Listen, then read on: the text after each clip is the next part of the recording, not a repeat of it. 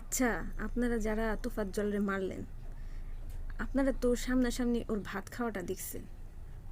আপনারা কি ভাত খাওয়াটা দেখাও বুঝেন নাই? ও যে মানসিক ভারসাম্যহীন।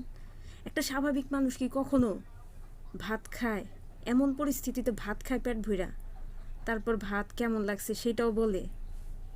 আপনারা আবার নিজেদের শিক্ষিত বলতেছেন। ভাই, আপনারা কিভাবে শিক্ষিত, কিভাবে শিক্ষা অর্জন করছেন আমাকে একটু বলেন। শিক্ষা কাকে বলে জানেন? যারা ওই যে জুলাই মাসে নিরস্ত্রভাবে দেশের স্বৈরাচারী সরকারের সাথে যুদ্ধ করছে, নিজেদের এক পা এক হাত বা নিজেদের জীবন চলে গেছে, তারাই আসলে প্রকৃত শিক্ষিত। আর আপনাদের মতো কিছু কুলাঙ্গারের জন্য বাংলাদেশ স্বাধীন হয়েও পরাধীন।